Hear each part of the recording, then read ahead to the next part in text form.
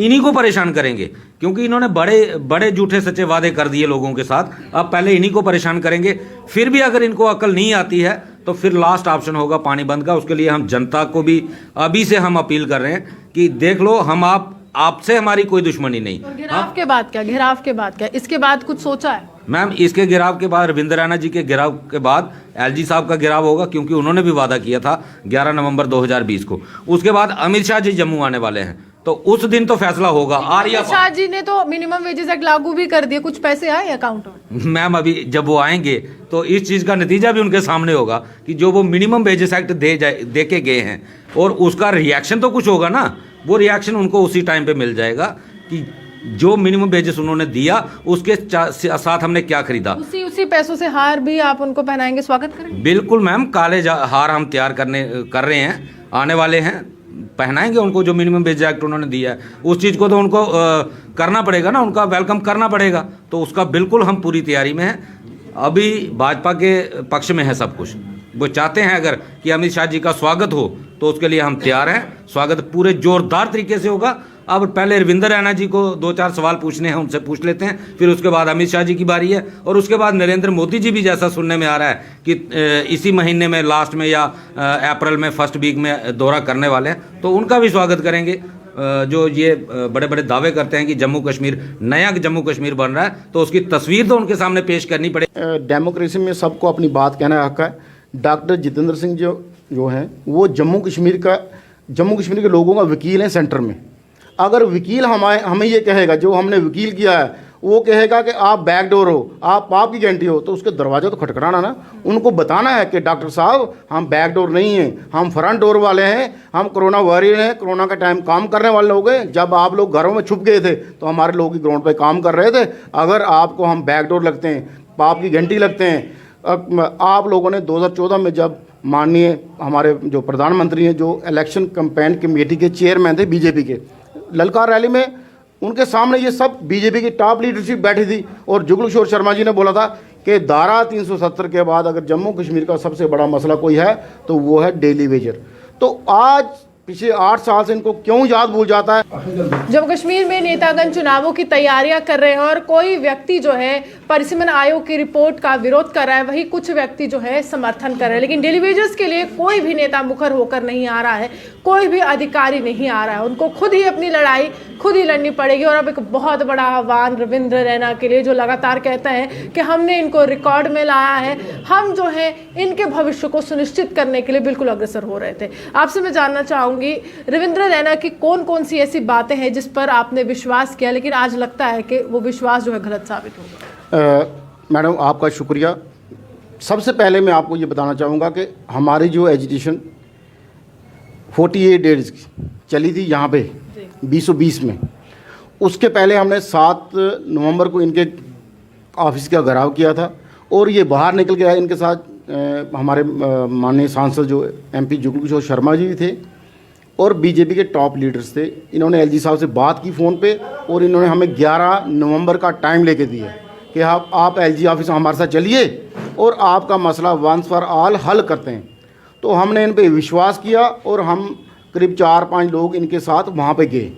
वहाँ पे LG साहब ने हमें पूरा डिटेल से सुना, और जो हमारी समस्या थी, चाहे वो डिपार्टमेंट के छोटे इशू थे जैसे पेंडिंग वेजेस, या और छोटे इशू थे, या SRO पे बात थी, कैसे हम लगे, कैसा, हर एक डिटेल में बताया गया कैसे ये डिपार्टमेंट बना। हमने हर चीज़ को बताई, और LG साहब को पहले ये बताया गया था कि उनके सोर्स के थ्रू कि ये लोग 1.5 लाख हैं। तो हमने वो भी वहाँ क्लियर किया कि हम लोग 1.5 लाख नहीं हैं, हम लोग 60,000 हैं। वो भी आज की डेट में वो संख्या कम हो गई है। कुछ लोग 60 साल के हो गए, बेचारे बेरंग लिफाफे की तरह घर चले गए, ना उनको पेंडिंग वेजेस मिली ना कुछ मिला। कुछ लोग परमात्मा को प्यारे हो गए। तो आज की डेट में बहुत कम लोग रह गए हैं LG साहब। तो उन्होंने कहा आप मेरे को कारण बताइए, मैं कैसे आपको रेगुलराइज करूं। तो हमने उनको कारण बताया, तरीका भी बताया कि हमारी रिक्वेस्ट ये है, इसको इस तरीके से किया जा सकता है। तो उन्होंने बात सुनी, उन्होंने कहा कि अभी DDC इलेक्शन है, DDC इलेक्शन खत्म होने के बाद आपका मसला जो वंस फॉर ऑल हल किया जाएगा, इस पे काम शुरू किया जाएगा। उस समय बातचीत हुई थी, उसके बाद मैनिफेस्टो में आपका जिक्र था कि DDC का जिक्र वहां पर भी था।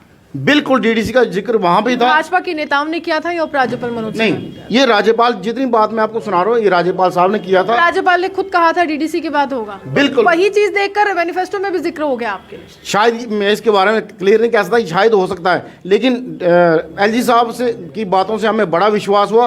और एलजी साहब ने ये कहा था कि एक कमेटी बनेगी आने वाले कुछ देर में, आने वाले कुछ दिनों में कमेटी बनेगी, और कमेटी आपके जितने डिपार्टमेंट के इशू हैं, छोटे छोटे इशू हैं, जैसे पेंडिंग वेजेस है या और इशू है, वो आपकी कमेटी हल करेगी और आपकी पॉलिसी पे डीडीसी इलेक्शन के बाद काम शुरू हो जाएगा। और हमने उनके सामने 2-3 मुख्य डिमांड रखी थी। हमने कहा था रेगुलाइजेशन कीजिए SRO 64 के तहत, और फर्स्ट वोचर को जॉइंट रिपोर्ट मानिए, और लास्ट वोचर को लेंथ ऑफ सर्विस मानिए कि आदमी अगर 94 में लगा या 95 में लगा, लास्ट पे उसने 2021 में ली या जब ली, उसकी इतनी सर्विस बन जाए। और जो तीसरा कागज़ होगा उस फाइल में वो हो कंटिन्यूटी सर्टिफिकेट, जो हमारा DDO जो हमें पे देते हैं, जैसे एक्सिन है या बाकी लोग, वो एक चीज़ कीजिए।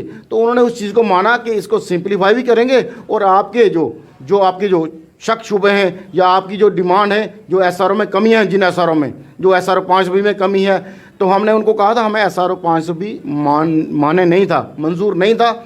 फिर भी आप लोगों ने उस टाइम लोगों ने ज़बरदस्ती, जो ऑफिसर थे, फाइलें बनवाई लोगों को, 6-6 साल 6-6 महीने लगे फाइलें बनाते हुए। तो हमारी LG साहब से या पहले के लोगों जो चीफ मिनिस्टर रहे या आज के जो LG साहब हैं जो अभी हैं, इन्हीं उपराज्यपाल, इनके पास ही हम गए थे। इनको हम सिंपल बता के आएंगे SRO 64 लागू कीजिए, जिसको 7 साल हो जाएंगे वो रेगुलर हो जाएगा। एलजी साहब तो बात ही नहीं करते हैं डेली वेजर्स के साथ। नहीं, हमारे साथ 11 नवंबर 20 को 1.5 घंटा हमारे साथ बात की उन्होंने, और हमारी बात पूरी डिटेल से सुनी। हम 5 लोग गए थे, एक एक की बात उन्होंने सुनी, और उन्होंने कहा मुझे कुछ शक शुबा था कि ये 1.5 लाख है। तो हमने उनको कहा 1.5 लाख नहीं है, हम लोग कैजुअल लेबर जो हैं, जो कैबिनेट ने 2014 में उसको स्टैंप लगाई थी कि 60,909 है 2014 में। तो हम उनके पास कब गए? 21 में। 7 साल में कुछ लोग 60 साल के हो गए, रिटायर हो गए, घर चले गए, कुछ लोग परमात्मा को प्यारे हो गए। तो आज की जो हमारी संख्या है वो 55 से लेकर 57,000 करीब है। और हमने उनको कहा, हमने ये नहीं कहा आप एकदम स्टार्ट। एक तरह से एलजी साहब आपको पूरी तरह से सुनते हैं, डिटेल्ड कन्वर्सेशन जिसको बोलते हैं, पूरी संपूर्ण जानकारी लेता है। तो वहीं दूसरी तरफ लाठीचार्ज भी आप पर किया जाता है। इस समय जम्मू कश्मीर केंद्र शासित प्रदेश है और केंद्र के अधीन है जम्मू कश्मीर पुलिस। यूटी किसके लिए कहते हैं? गृह मंत्रालय के अधीन है। तो वो क्या माजरा था कि आप तो अपनी मांगों को लेकर जा रहे थे, अब किसी को नुकसान तो नहीं पहुंचा रहे? देखिए, डेमोक्रेसी में सबको अपनी बात कहना हक है। डॉक्टर जितेंद्र सिंह जो हैं वो जम्मू कश्मीर के लोगों का वकील है सेंटर में। अगर वकील हमें ये कहेगा, जो हमने वकील किया है वो कहेगा कि आप बैकडोर हो, आप पाप की गारंटी हो, तो उसके दरवाजा तो खटखटाना ना। उनको बताना है कि डॉक्टर साहब हम बैकडोर नहीं हैं, हम फ्रंट डोर वाले हैं, हम कोरोना वॉरियर हैं, कोरोना का टाइम काम करने वाले लोग हैं। जब आप लोग घरों में छुप गए थे तो हमारे लोग ही ग्राउंड पर काम कर रहे थे। अगर आपको हम बैकडोर लगते हैं, पाप की घंटी लगते हैं, आप लोगों ने 2014 में जब माननीय हमारे जो प्रधानमंत्री हैं, जो इलेक्शन कैंपेन कमेटी के चेयरमैन थे बीजेपी के, ललकार रैली में उनके सामने ये सब बीजेपी की टॉप लीडरशिप बैठी थी, और जुगल किशोर शर्मा जी ने बोला था कि धारा 370 के बाद अगर जम्मू कश्मीर का सबसे बड़ा मसला कोई है तो वो है डेली वेजर। तो आज पिछले 8 साल से इनको क्यों याद भूल जाता है? जब सत्ता में ये लोग आते हैं जो पहले थे, शायद इनको ये भूल रहा है कि 2014 से पहले जो लोग सत्ता में थे उनको भी सत्ता का नशा था, तो उनका सत्ता का नशा निकल गया है। अब इनकी बारी है। अगर ये हमें रेगुलाइज कर देते हैं तो हम इनका वेलकम करेंगे, हम इनके गीत भी गाएंगे, इनकी तारीफ भी करेंगे। जब तक ये हमें रेगुलाइज नहीं करते, क्योंकि गारंटेड है, जब भी बैंक लोन देता बैंक पहले गारंटेड को पकड़ता है। तो हमारे गारंटेड ये थे रविंद्र रैना जी और जुगल किशोर शर्मा जी। अब हमें रविंद्र रैना जी का घर का घेराव 8 मार्च को सोमवार के दिन करना है। और अब मैं अपने सभी साथी जितने जम्मू प्रोविंस के डेलीवेज साथी हैं, हमने उनको कहा है कि PWD गेस्ट हाउस के सामने जो पार्क है वहाँ पे पहुँचिए। वहाँ पे मीटिंग करने के बाद हम रविंद्र रैना जी के घर का घेराव करेंगे, उनसे पूछेंगे आप कितने और लॉलीपॉप हमें दोगे? पिछले 1.5 साल से आप हमें कह रहे हो, मैं आपको दोबारा LG साहब के पास ले चलूँगा, जहाँ पे वो बातचीत रुकी है वो शुरू करवाऊँगा। तो हमारा मेन मसला यही है कि हमें रेगुलेशन पॉलिसी स्टार्ट की जाए, और उस पे रविंद्र रैना जी 8 तारीख को अपना स्टैंड क्लियर करें और आपके माध्यम से उनसे रिक्वेस्ट है कि 8 तारीख को घर पे रुकें, घर से आगे पीछे ना हो जाएं। वो जहां भी होंगे हम वहीं बैठे रहेंगे, चाहे वो 4 घंटे के बाद आएँ, 5 घंटे के बाद आएंगे, हम अपना जवाब उनसे लेके आएंगे।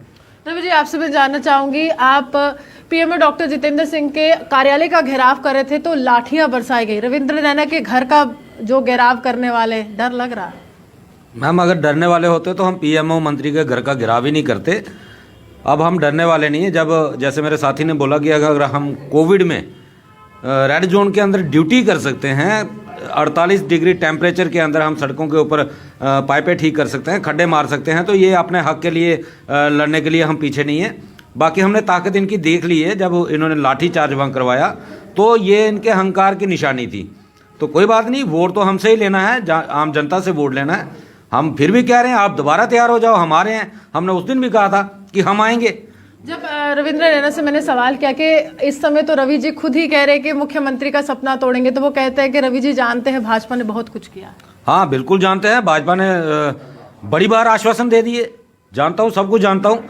मैम, इन्होंने एक ट्रेंड बना लिया है कि जब भी कोई मीडिया इनसे सवाल पूछता है तो ये रविहंस का नाम इस्तेमाल करके बचने की कोशिश करते हैं। जी, मेरी उनसे बात हो रही है भाई, 1.5 साल से पिछले हमारी आपसे बात हो रही है। आप कह रहे थे कि हम आपसे एलजी से मुलाकात करवाएंगे, एलजी से मुलाकात करवाएंगे। मैम, हमने पिछले 2 महीने से इनसे इसीलिए फ़ोन कॉन्टैक्ट ही ख़त्म कर दिया। अब हम एजिटेशन पे लड़ेंगे और बात होगी, आमने सामने होगी। हमने अब बिल्कुल इनके ऊपर भरोसा कोई नहीं है। अगर आपने बायोमेट्रिक करवाई तो हमें क्या मिला? आपने ऑनलाइन रजिस्ट्रेशन करवाई, बिल्कुल अप्रिशिएट करते हैं, आपने ऑनलाइन रजिस्ट्रेशन करवाई है, बायोमेट्रिक करवाई है। 700-800 लोग थे जिनको फ़ायदा हुआ, जिनको 900 मिलता था, 500 मिलता था, 200 मिलता था। ठीक है, 700-800 लोग। हम 60,000 की बात कर रहे हैं। आप आ जाके हमें बार बार वही चीज़ बताते हैं कि 700 लोगों को आपने बेनिफिट दे दिया। आपको या तो खुद पता नहीं है। कह रहे कि अगर कुछ अच्छा किया तो मैं उसका जिक्र क्यों ना करूं? मैम, हम भी करते हैं ना, हम भी खुद कह रहे हैं कि ठीक है आपने बायोमेट्रिक कराई है, अप्रिशिएबल स्टेप है आपका, हम अप्रिशिएट करते हैं उस चीज़ को। लेकिन मैम, हमारी बायोमेट्रिक से हमारा घर का गुजारा नहीं चलता, हमारे बच्चों की फीस नहीं मिलती, हमें रोटी नहीं मिलती। हमारी रोटी मिलेगी, हमारी रेगुलाइजेशन होगी, तभी हम लोग अपने बच्चों को पढ़ा पाएंगे। नेताओं की पेंशन का जिक्र करूं या फिर जब विधानसभा होती है इनकी सैलरी का जिक्र करूं? कुछ देर पहले मैंने भाजपा के एक विधायक से सवाल किया था कि क्या आपका गुजारा होता है पेंशन से, क्योंकि स्थायी स्थिर सरकार नहीं हो, राज्यपाल मनोज सिन्हा का प्रशासन। वो कहते नहीं होता है, तो आपका 6700 से कैसे हो पाएगा? मैम, ये चीज़ें इन लोगों को भी सोचनी चाहिए। खुद तो इनको सरकारी बंगले, सरकारी नौकर, सरकारी गाड़ियां, और आज 400 रुपये से मंथली फ़ोन का जितना मर्जी आप यूज़ करो, 400 रुपये से 400 रुपये के प्लान में सारा फ़ोन इस्तेमाल हो जाता। इनको 15,000 रुपया टेलीफोन भत्ता चाहिए, वो किस चीज़ का लेते हैं? लेकिन जब जिन लोगों के ये नुमाइंदे बन के जाते हैं असेंबली के अंदर कि हमें एक बार सेवा का मौका दो, जहां जब वहाँ पीएचसी से ताल्लुक रखते हैं, लेकिन कुछ ऐसे डेली वेजेस हैं जो स्टेट डिपार्टमेंट के, जो खुद इनके घर में काम करते हैं माली के तौर पर, कुक के तौर पर, ये उनकी भी आवाज़ विधानसभा में बुलंद नहीं कर पाते हैं, उपराज्यपाल मनोज सिन्हा के सामने नहीं कर पाते हैं। मैम, मैं ये इनकी नालायकी कहूँगा कि जब इनको वोट की ज़रूरत होती है तो ये घरों में जाते हैं, पैर भी पकड़ते हैं, सब कुछ करते हैं, रिश्ते भी बना लेते हैं। लेकिन जब ये कुर्सी मिल जाती है तो पता नहीं इस कुर्सी में क्या ऐसी बीमारी है कि जब ये कुर्सी के ऊपर बैठ जाते हैं ये पिछला सारा कुछ भूल जाते हैं। और इसीलिए अब हमने इनको हमारे पास और भी ऑप्शन है, हम पानी भी बंद कर सकते हैं पब्लिक का, लेकिन हम चाहते हैं कि पब्लिक को परेशान करने से पहले क्यों ना इन लोगों को परेशान किया जाए। आप इनके घर का पानी बंद करें। बिल्कुल मैम, इस बार नए तरीके से एजिटेशन होगी। पहले इनको जगाएंगे, इनको पूरा मौका दे रहे हैं, सुधर जाओ, उठ जाओ। जो आप पहले 2014 से पहले आप डेली वेजर के मुद्दों को लेकर सड़कों पे बैठते थे, अब कौन सी बीमारी पड़ी है कि आप लोग सड़कों पे नहीं आ सकते, या फिर कहते हो कि हमारी सुनवाई नहीं हो रही। लेकिन जब हड़ताल आप करते हैं तो उस समय अधिकारी भी आपके सामने आते हैं कि देखिए जनता को परेशानी हो रही है, नेता भी आ जाते हैं, तस्वीरें भी खिंचवा लेते हैं, अखबारों में अगले दिन तस्वीरें आ जाती हैं कि देखिए इस तरह से एजिटेशन खत्म कर दी है, आश्वासन है जल्द काम होगा। मैम, इसलिए हमने अभी पब्लिक को परेशान नहीं कर रहे, इन्हीं को परेशान करेंगे, क्योंकि इन्होंने बड़े बड़े झूठे सच्चे वादे कर दिए लोगों के साथ। अब पहले इन्हीं को परेशान करेंगे, फिर भी अगर इनको अकल नहीं आती है तो फिर लास्ट ऑप्शन होगा पानी बंद का। उसके लिए हम जनता को भी अभी से हम अपील कर रहे हैं कि देख लो, हम आपसे हमारी कोई दुश्मनी नहीं। और घेराव के बाद क्या? घेराव के बाद क्या? इसके बाद कुछ सोचा है? मैम, इसके घेराव के बाद, रविंद्र रैना जी के घेराव के बाद एलजी साहब का घेराव होगा, क्योंकि उन्होंने भी वादा किया था 11 नवंबर 2020 को। उसके बाद अमित शाह जी जम्मू आने वाले हैं, तो उस दिन तो फैसला होगा। आर्या अमित शाह जी ने तो मिनिमम वेजेस एक्ट लागू भी कर दिया, कुछ पैसे आए अकाउंट में? मैम अभी जब वो आएंगे तो इस चीज़ का नतीजा भी उनके सामने होगा कि जो वो मिनिमम वेजेस एक्ट दे के गए हैं और उसका रिएक्शन तो कुछ होगा ना। वो रिएक्शन उनको उसी टाइम पे मिल जाएगा कि जो मिनिमम वेजेस उन्होंने दिया उसके साथ हमने क्या खरीदा। उसी पैसों से हार भी आप उनको पहनाएंगे, स्वागत करेंगे? बिल्कुल मैम, काले हार हम तैयार कर रहे हैं, आने वाले हैं, पहनाएंगे उनको। जो मिनिमम वेज एक्ट उन्होंने दिया है उस चीज़ को तो उनको करना पड़ेगा ना, उनका वेलकम करना पड़ेगा। तो उसका बिल्कुल हम पूरी तैयारी में हैं। अभी भाजपा के पक्ष में है सब कुछ। वो चाहते हैं अगर कि अमित शाह जी का स्वागत हो तो उसके लिए हम तैयार हैं। स्वागत पूरे जोरदार तरीके से होगा। अब पहले रविंद्र रैना जी को 2-4 सवाल पूछने हैं, उनसे पूछ लेते हैं, फिर उसके बाद अमित शाह जी की बारी है और उसके बाद नरेंद्र मोदी जी भी, जैसा सुनने में आ रहा है कि इसी महीने में लास्ट में या अप्रैल में फर्स्ट वीक में दौरा करने वाले हैं, तो उनका भी स्वागत करेंगे।